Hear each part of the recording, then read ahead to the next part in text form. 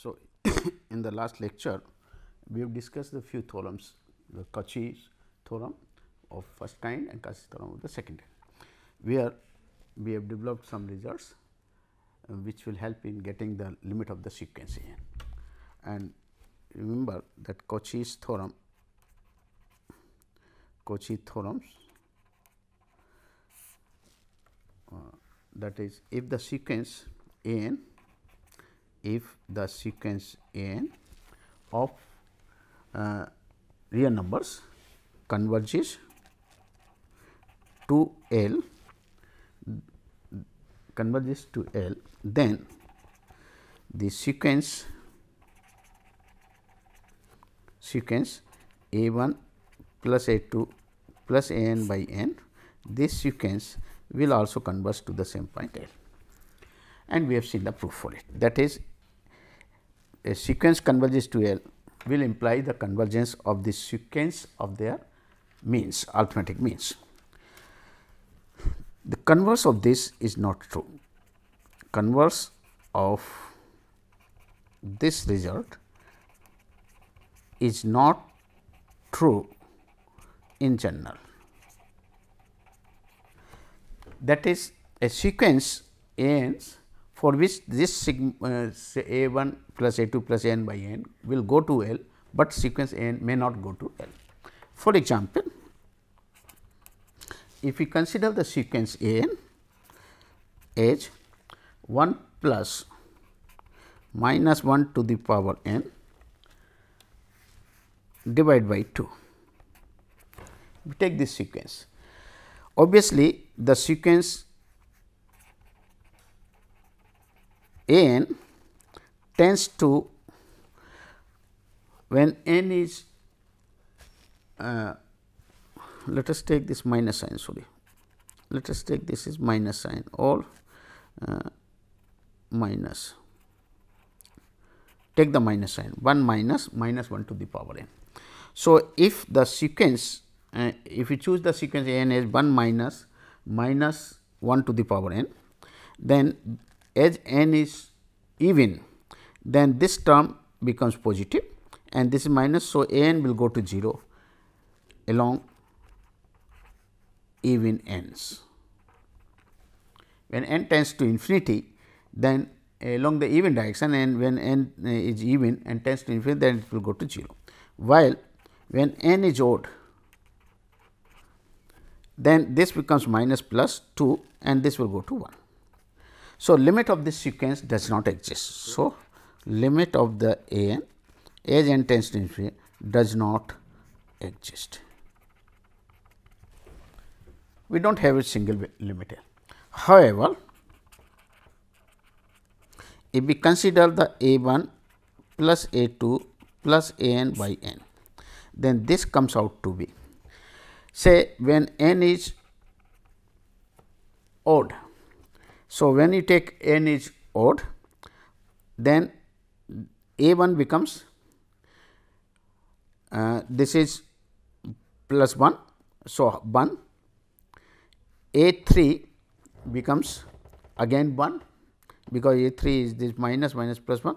So, 1 plus 1, this will go, and total values are, when n is odd, n plus 1. So, it will go to the n plus 1 by 2 and then divided by n. So, it will go to the tends to this as when n is odd. When n is odd, you are getting this value, and when n is even, then it will be n by 2 into 1 by n. So, in both the cases, so as n tends to infinity, this sequence A1 plus A2 plus An by n, this will go to half, because here it is clearly half, and when you divide by n, then you are getting 1 plus 1 by n by 2, which n tends to infinity, it will go to half. So, limit exists.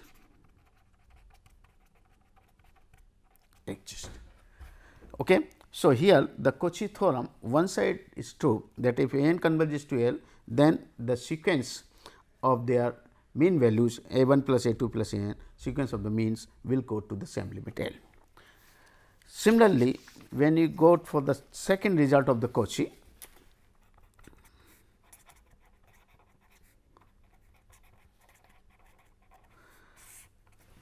the second result of the Cauchy says that if a1, a2, an, this is sequence, if n be a sequence of the positive number, where if n's be a sequence of positive numbers,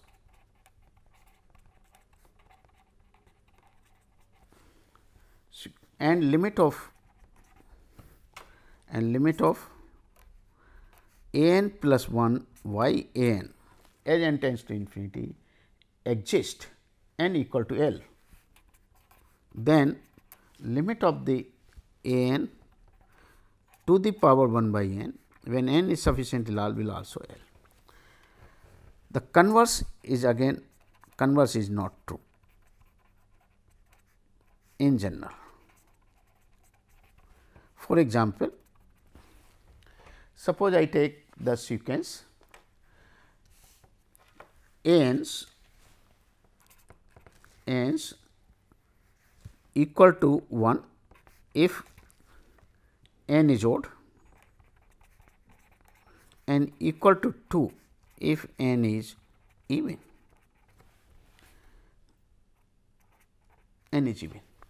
Then an to the power 1 by n, this limit is as n tends to infinity, basically a constant to the power 1 by n, and as it is sufficiently large it will go to 1. So, limit will go to 1 exist, but the limit of this a n plus 1 by a n, if I picked up this thing, then what happens is that when n is odd, the value this will be even. So, this will go to 2 by 1, and if n is here even, then it is odd. So, this is even. So, it will go to half. So, basically the limit will go to as n tends to infinity, the ratio limit does not exist, because it keeps on jumping, does not exist.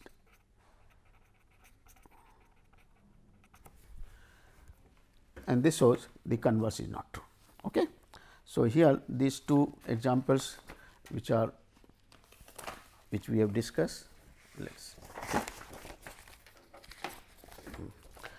Now, we will give few more results which are useful for that.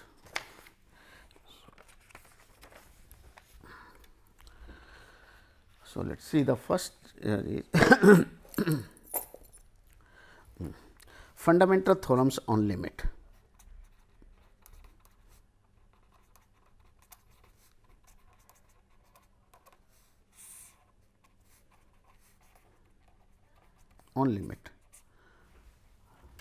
Limit of the sequence of real numbers. Okay.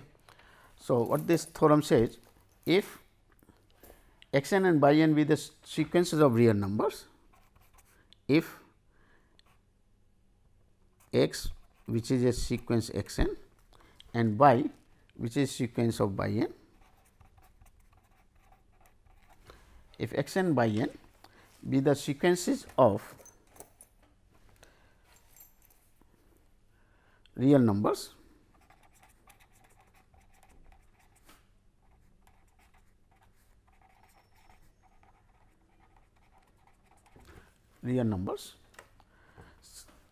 that converges to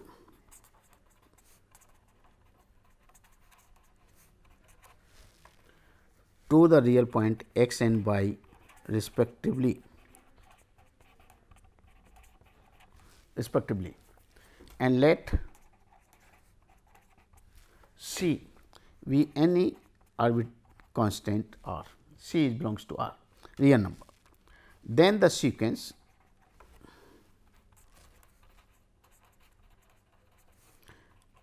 x n plus y n, x n minus y n,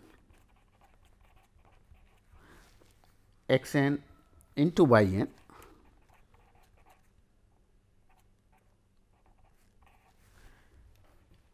and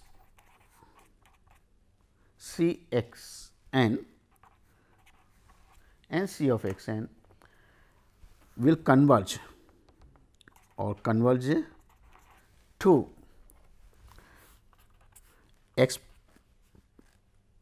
plus by, x minus by, x into y and C into x respectively.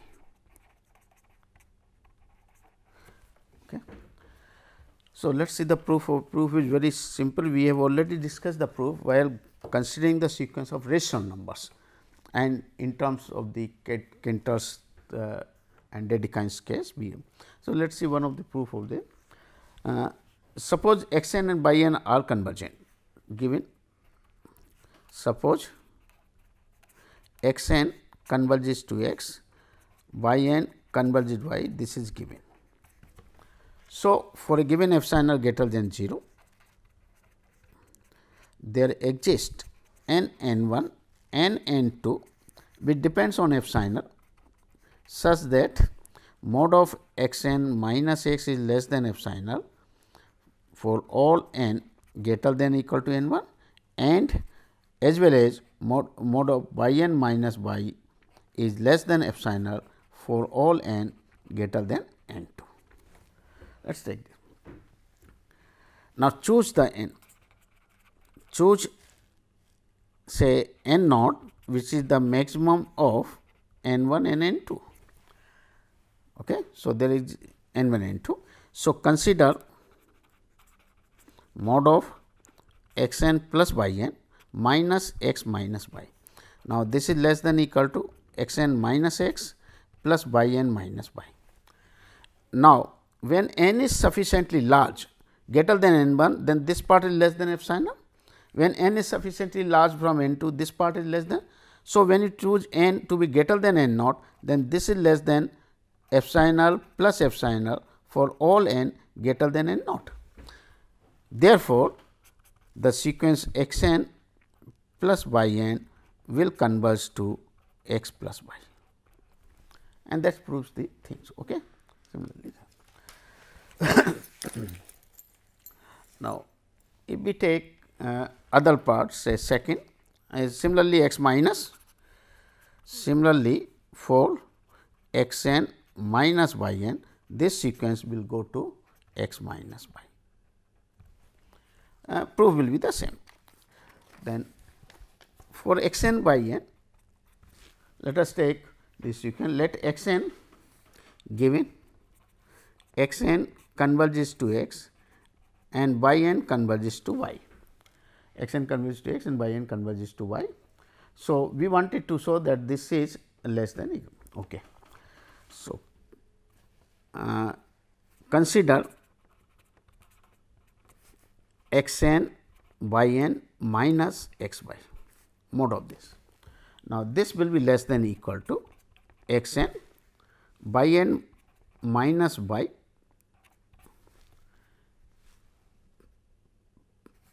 mod of this plus mod of x n minus x into y, just by adding and subtracting and applying the triangular inequality, which is less than equal to mod x n mod y n minus y plus mod y mod of x n minus x, let it be 1.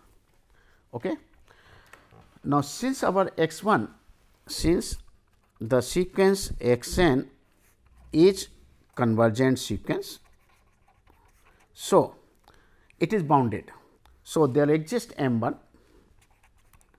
greater than 0 such that all the terms of the sequence is less than equal to m 1 for all n, because it is a convergent sequence. So, it must be bounded for all n. Let us suppose capital M is the maximum of m 1 and mod y.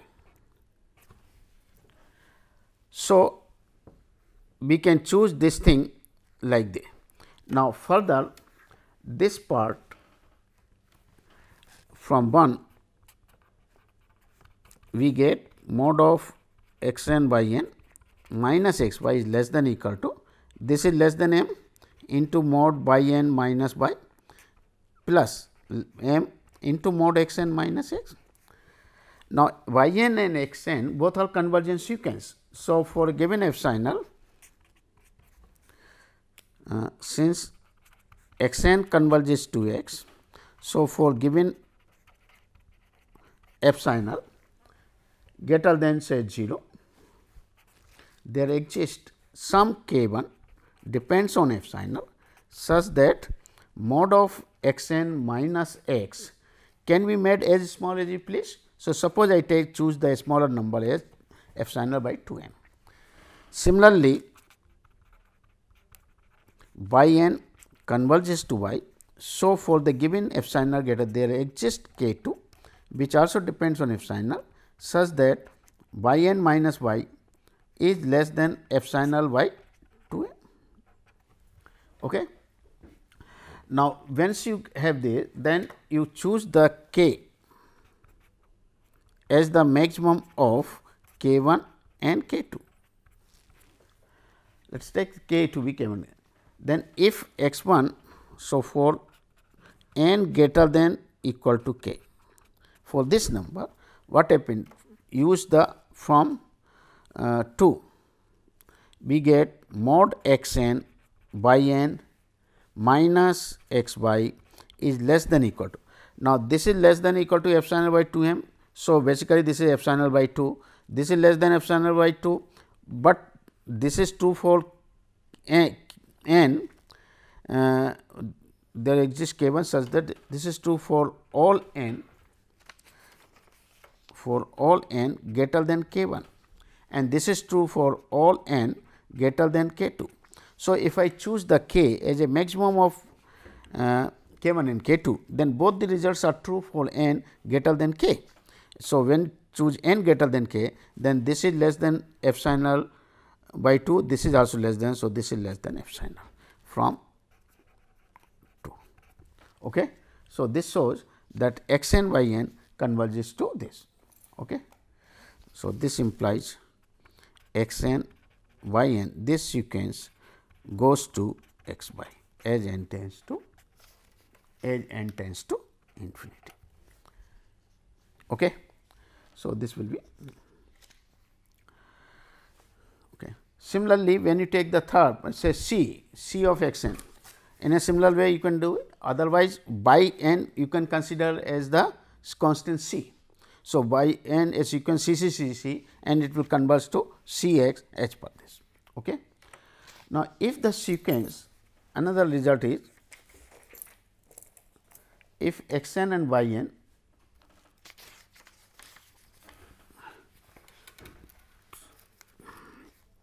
and this result let it be a, this is the fundamental a.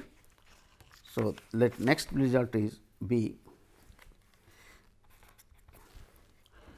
If sequence x n converges to x, if sequence x n converges to x and z n is a sequence of non-zero and z n is a sequence of non-zero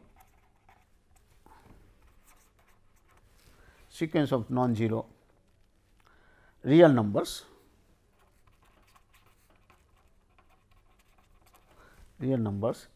that converges to z, say z, and if z is not equal to 0 and if z is not, then the quotient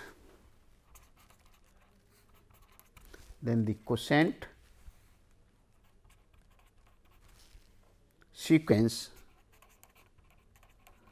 x n over z n will go to x over z as n tends to infinity. That is the limit of this sequence over divided. Again, the proof is can be followed with the epsilon delta definition, and the proof runs as it is as follows. Let us suppose z n is a sequence of the number which is given non-zero. Let us suppose let alpha is half of mod z, where z is the limit of z n which is given non-zero. This is given.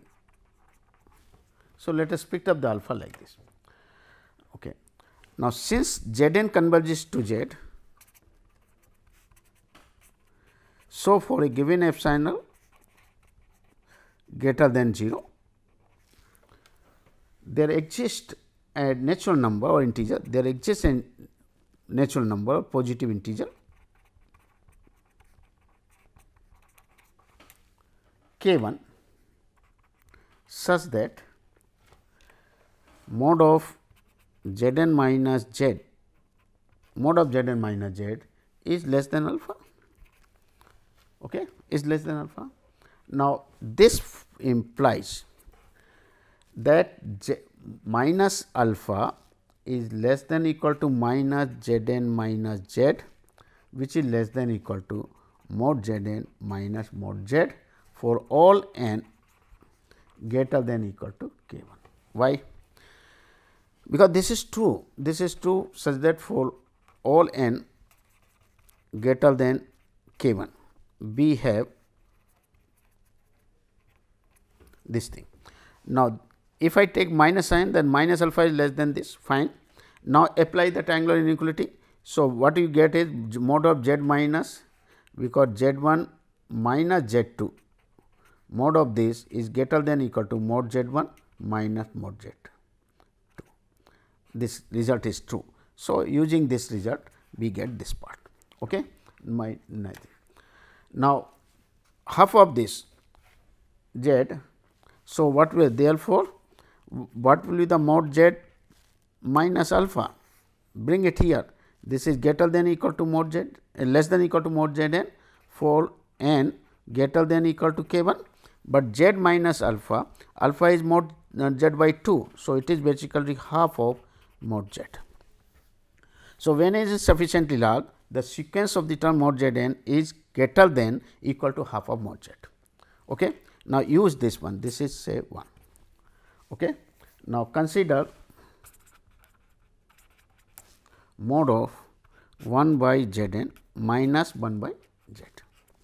Now, this can be written as mod z n minus z over mod z n mod z, but mod z n is greater than this number. So, it is less than equal to 2 over mod z square into mod z minus z n, and this is true for all n greater than equal to k 1.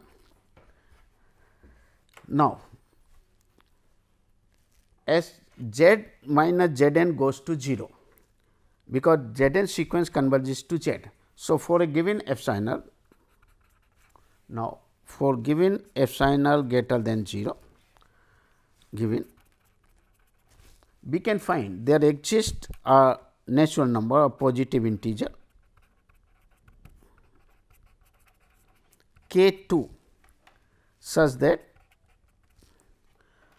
if n is greater than equal to k 2, then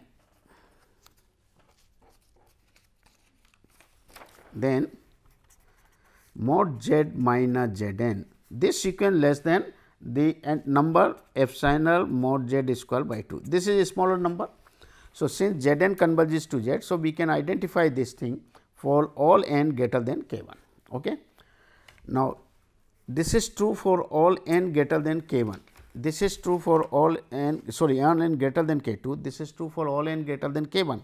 So, if I pick this is 2. So, let it be 2.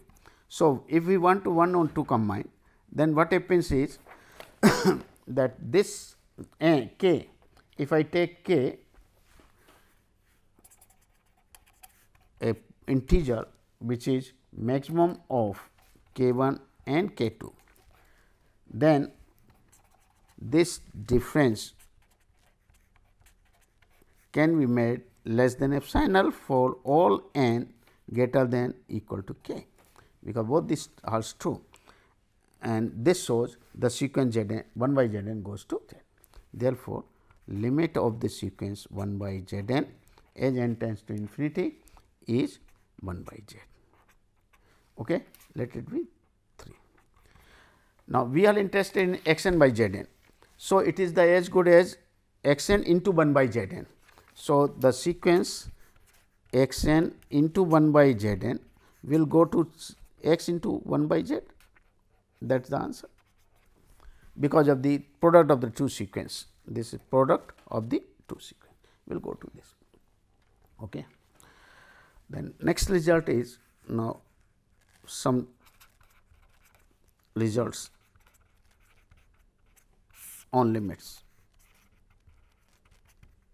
of sequences of real numbers. Few more results on this. The first result which we coded is a theorem. The theorem 1 says if x n is a convergence sequence,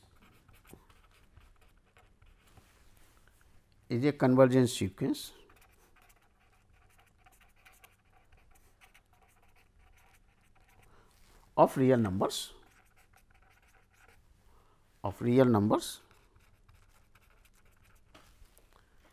and if all the terms of the sequence x n are positive, non-negative, greater than or equal to 0 for all n belongs to capital N. If all the terms of the sequence are non-negative, then the limit cannot be negative. Then the limit of this x, which is the limit of x n over n, will also be greater than or equal to 0. It cannot be a negative limit.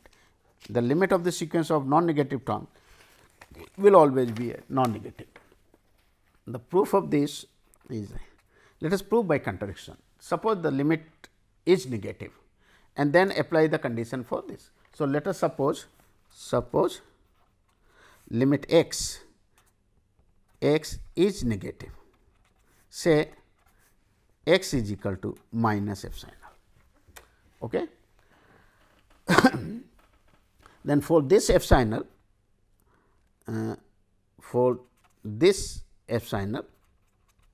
which is greater than 0, there exists for this epsilon there exists a positive integer, say k depends on epsilon such that mod of x n minus x n, because this sequence is a convergence sequence. So, basically the x n will lie between the two terms x n minus x limit less than epsilon. That is, the x n will lie between these two terms, less than x plus epsilon and greater than x minus epsilon for all n greater than k, is it not? Now, epsilon is given is already choosing minus k minus x. So, from here this shows that x n is less than minus x plus x minus x, that is 0, and this is true for all n greater than k. It means the large number of the terms x n are negative. This shows that sequence x n has large number of terms, has large number of negative terms, which contradicts, which is not, which contradicts. Why contradicts? Because x n already are positive, therefore, our assumption is wrong. So, x must be positive, that is answer. Then another results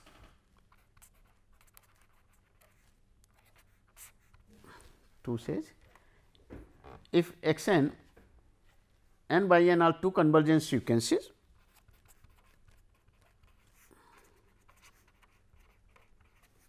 are two convergent sequences of real numbers, and if x n is less than or equal to y n for all n belongs to capital N natural number, then the limit will also follow the same inequality. Limit of this is also less than or equal to limit of y n.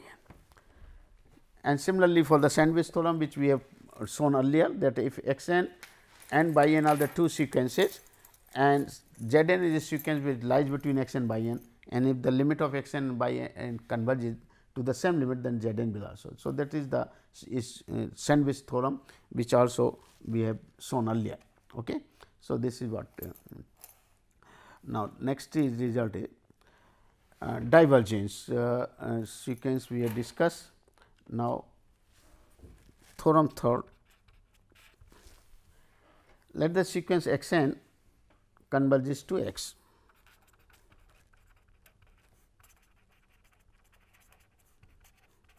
X. Then the sequence mod of x n, this sequence of absolute values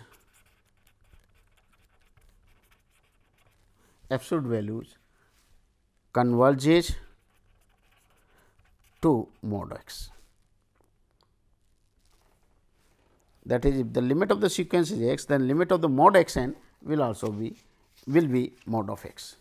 The proof is very simple. This follows from this inequality, x n minus x is greater than equal to mod x n minus mod x, triangular inequality. We know this result. So, if x n converges to x, means for a given epsilon greater than 0, there exists an positive integer k such that for all n greater than equal to k, we have this part is less than epsilon. So, this part less than epsilon means this part. So, this shows the limit of mod x n over n is mod x. So, that is what is so. Okay. Then, if x n be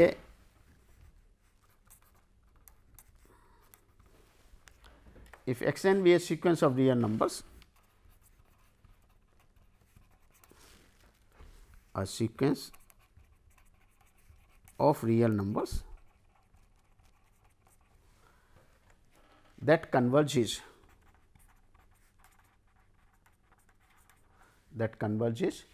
to say x, and suppose that x n is greater than equal to 0, then the sequence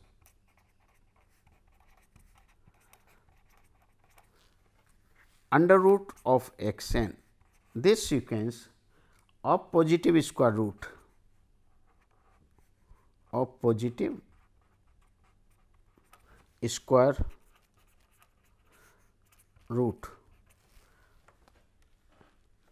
converges to under root x. Okay. The proof is, since x n is a sequence of real number that converges to 0, and we are assuming x n to be greater than 0. So, limit point cannot be negative. So, we are considering only two cases, when this is x is equal to 0 and x is greater than 0. So, case 1, when x is equal to 0. So, when x is equal to 0, x n sequence converging to 0, that is x n is tending to 0, where x n's are all positive, greater than or equal to 0. Okay? They are 0.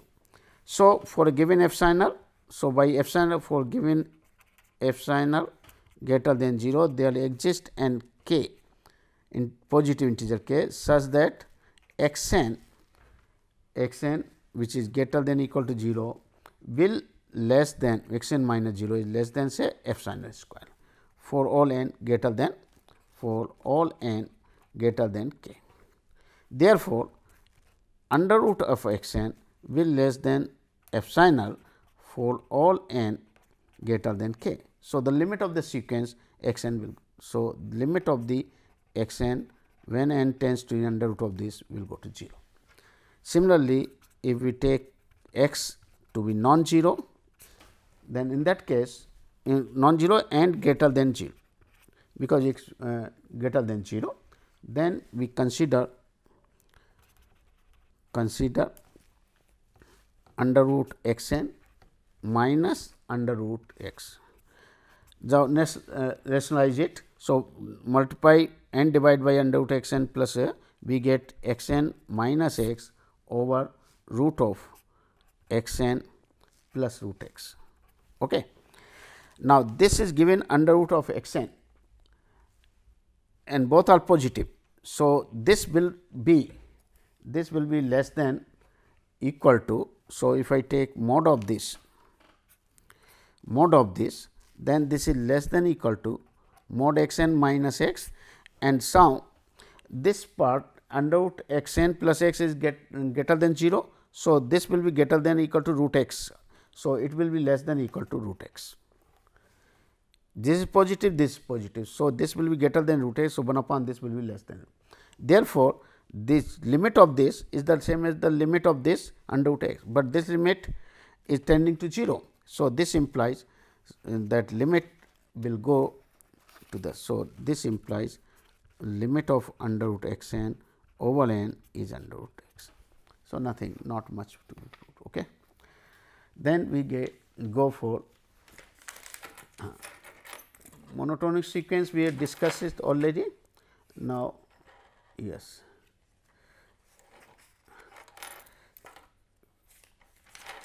subsequences, that part is left. So, let us see concept of the subsequence.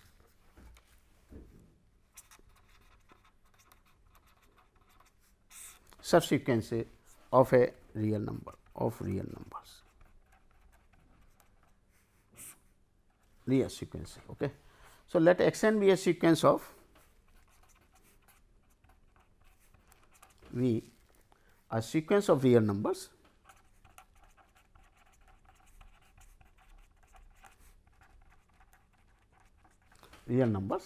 and let n 1 less than n 2 and so on be less n k be strictly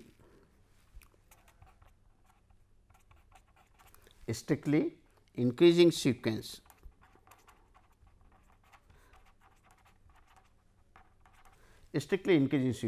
of natural numbers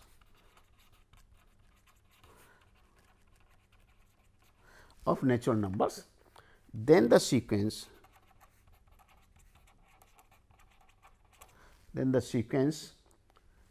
x and k, then this sequence x and k given by x n 1, x n 2, x n k and so on. This given by this is called a subsequence of x. Subsequence of x n. Subsequence of x n.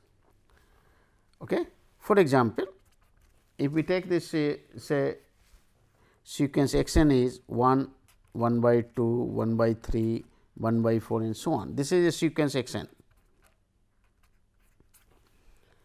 Now, if we take the sequence half, 1 by 4, 1 by 16, 1 by 8, 1 by 16 and so on, then this is a subsequence, because this is the second point of this. So, this is the second term, this is the fourth term, this is the 8th term, is it not, and like this. So, we are getting a n 1 n 2 n 1 is less than n 2 less than n 3 and so on, we are seeking. But if we take a sequence like this,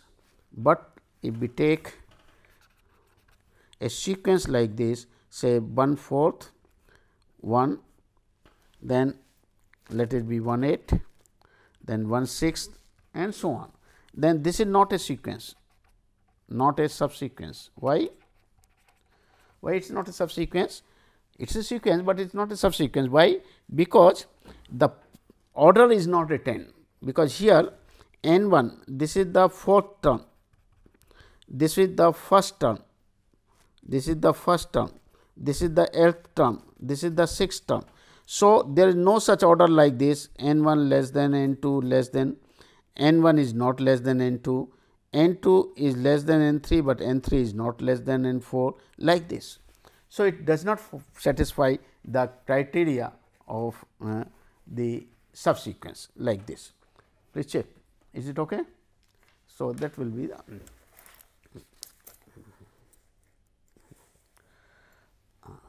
now, this is very interesting results here.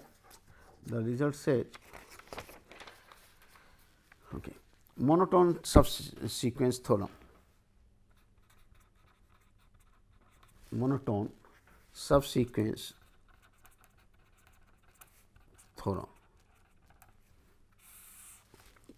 The theorem says if x equal to x n is a sequence of real numbers,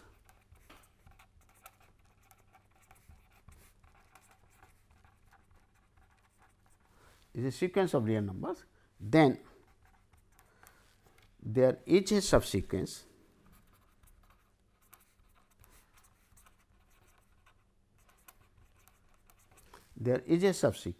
of x that is monotone.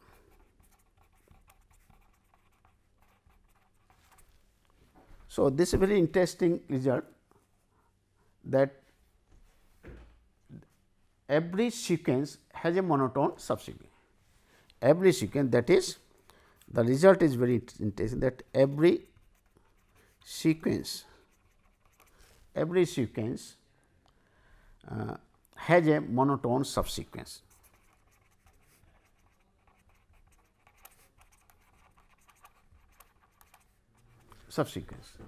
So, that is a proof.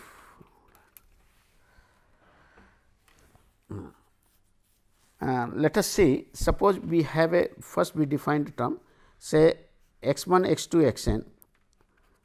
Let us define this term, which we call it the as a peak. Okay. The mth term x m is a peak. The mth term x m in the sequence x n is a peak,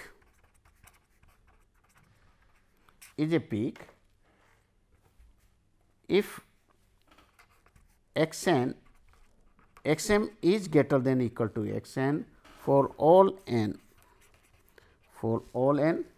such that n is greater than equal to n. Means like this, if suppose we are having a sequence x 1, x 2, x n and so on, and if we identify some term x m here such that all after this all the terms of the sequence are of decreasing nature and above it is bounded by x m. This term x 1, x 2, x n may behave appropriately, maybe x 1 is greater than x 2 may be less than x 3 and so on, we do not care. But if we find out some m such that x m is greater than after a certain stage all the terms of the sequence, then we say the peak x m is the peak of the sequence x n. Okay. So, what we should do here, that every sequence, using this concept we will prove that every sequence will have a convergent, will have a monotone subsequence. So, let us see the two cases when the sequence has an infinite number of peaks and the case when the sequence have only finite number of them. So, suppose x n sequence x has infinite number of peaks, Let them arrange this thing, arrange these peaks, Suppose the peak is x m 1, okay, where then x m 1, then x m 1 is greater than equal to x m 2, greater than and so on, because m 1, m 2, m 3 these are the terms, m 1 is less than m 2, less than m 3, but the peak x m 1 is the peak. After this all the terms of the sequence are less than a, then x m 2 is another term. such that after this all the terms are less than this and like this. So, arrange this. So, this sequence will have a decreasing. So, the sequence of the peaks, this sequence of peaks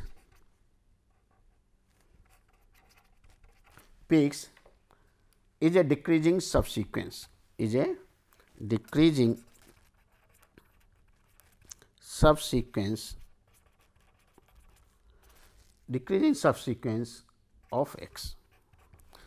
So, in case of the infinite, what we identify the points, first peak which is such that after this all the terms of the sequence are less than this, identify x 1.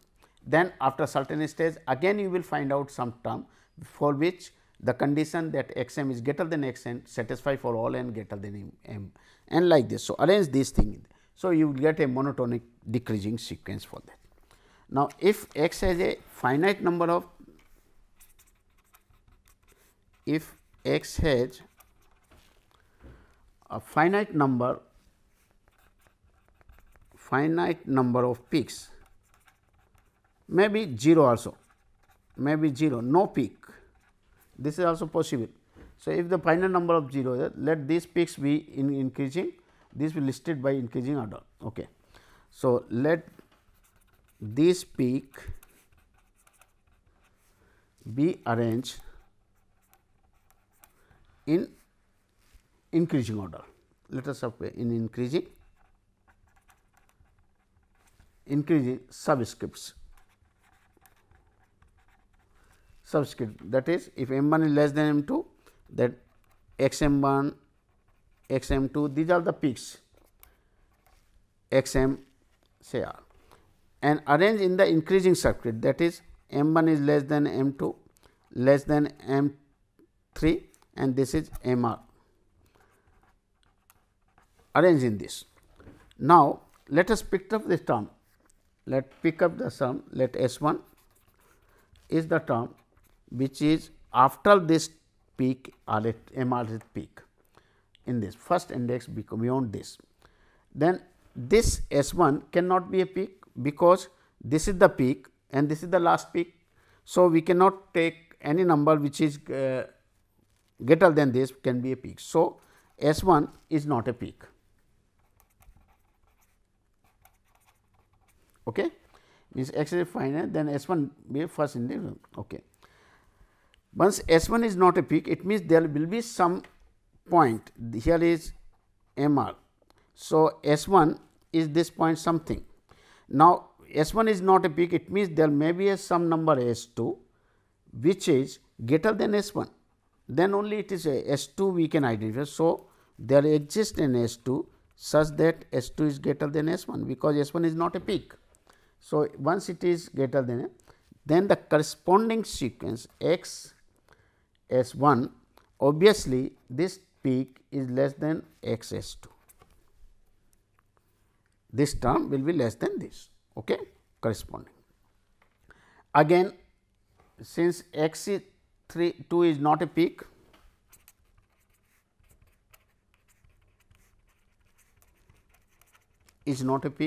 so we can there exist.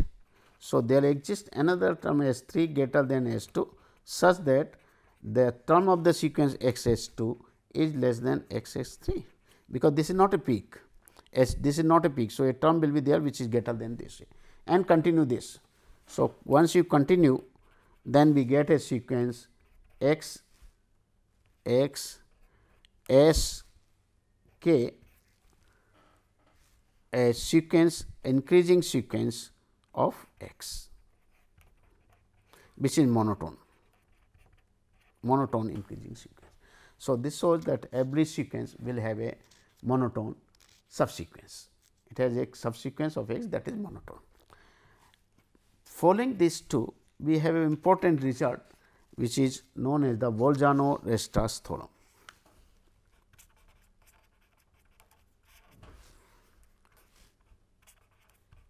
The Bolzano-Weierstrass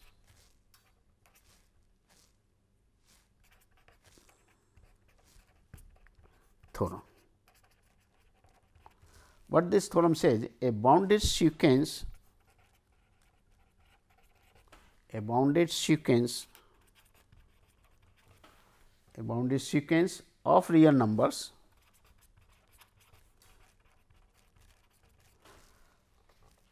has a convergent subsequence, has a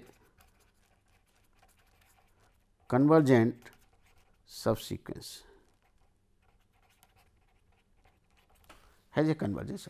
So, that is very important result, because it shows that every bounded sequence of real number, it may not be a convergence, like minus 1 to the power is not a convergence, but it has a bounded convergence subsequence, at least one bounded convergence subsequence will be there.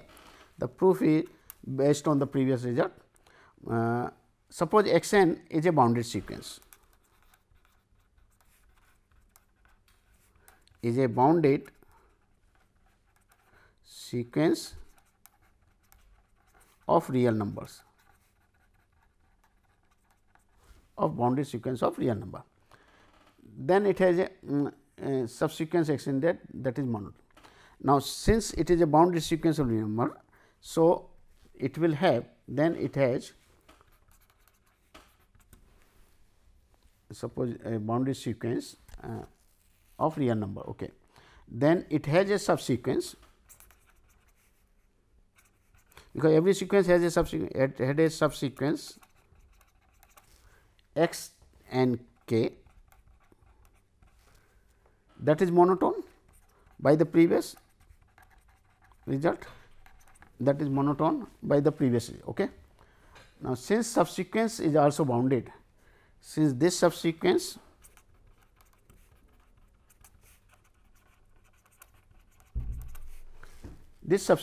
is also bounded, so it follows from the